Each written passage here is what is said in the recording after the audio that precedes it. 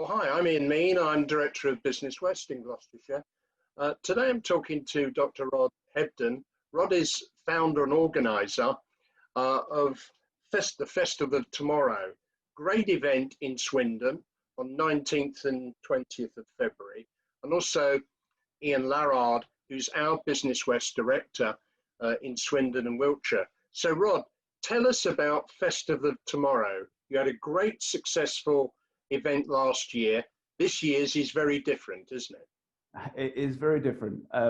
So last year was a bit of a risk creating a new festival, and we were really, Business West supporting us from the outset was fantastic, because essentially you need people showing leadership so you can take the plunge, and we ended up bringing in some amazing partners. So obviously the Science Museum, UKRI, Research and Innovation Councils, Space Agency, a whole range, including people like Intel, universities, as well as local charities. So it was huge, actually, much bigger than we'd kind of anticipated. So year two, we thought that we could do that again, make it bigger and better. We were lucky last year we got in just before the pandemic really hit and lockdown. This year, clearly, we've got to change a lot of things. And so it's been a little bit back to basics.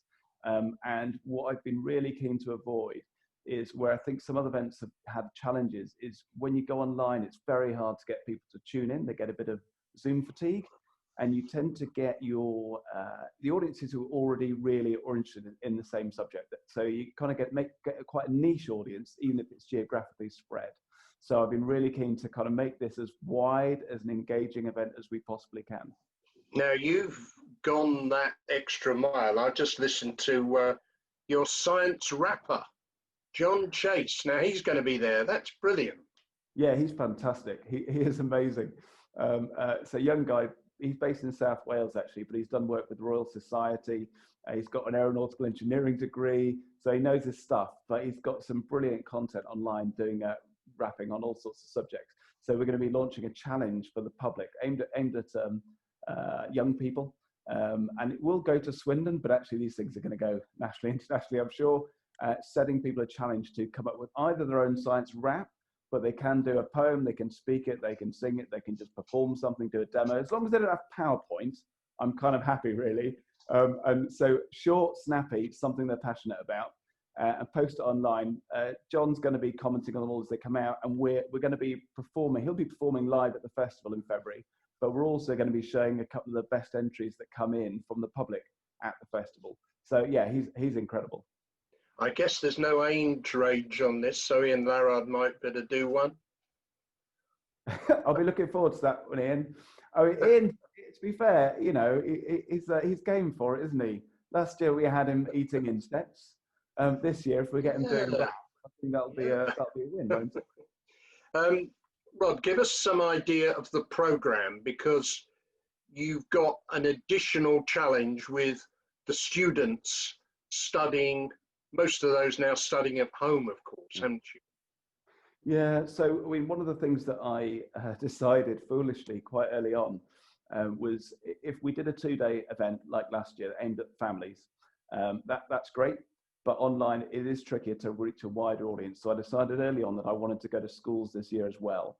And I hadn't intended to have a school program this soon in a new festival, but we have. So we're going live to schools across Swindon and wider.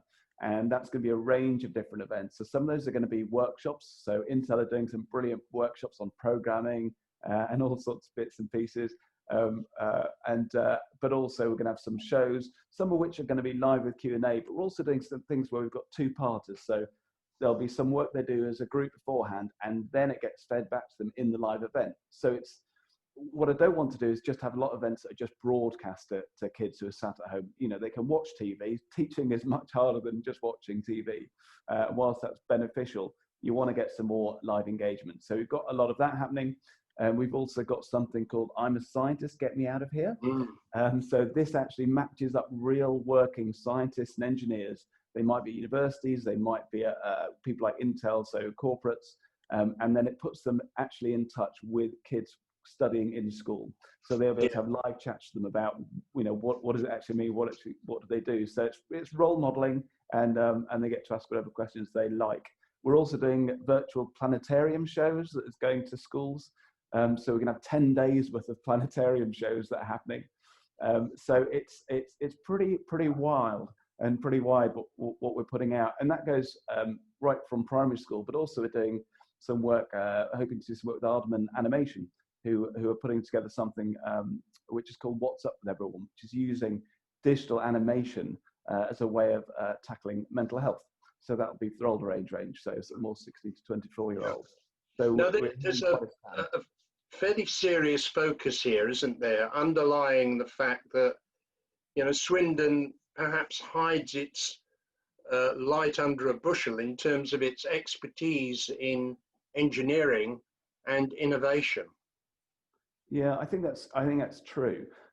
So Swindon, I always kind of make the point that so my end game is that people recognise Swindon as the centre of the universe, as you know. But if you take the starting point, other than they use Swindon Time and Space, we are the home of the UK Space Agency. We are the home of UK research and innovation, and that is the organisation which administers and makes decisions on and leads this strategy and the focus for funding science and innovation at universities and at companies throughout the whole country. So if it's being funded in its science and engineering, it's being funded through UKRI right here in Swindon. So we are that hub, and then that's before you then get into all the brilliant high-tech companies that are based here, of which there are many. So I think what we do need to do, where there is a real need in Swindon, is certainly to kind of talk about the great things we've got here, but also our local population. A lot of them don't know that's here, and a lot of our schools, you know, they do a brilliant job teaching, but also they're tackling some postcodes in the borough which have some pretty low access to university rates.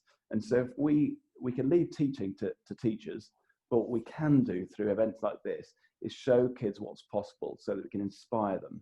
Because I think kids can't aspire to do great things if they don't know those things exist. So that's what we're about. Good. Ian Larrard, why are Business West sponsoring the event? Well, we at Business West are proud to be sponsoring it again. It was such an exciting event in 2020.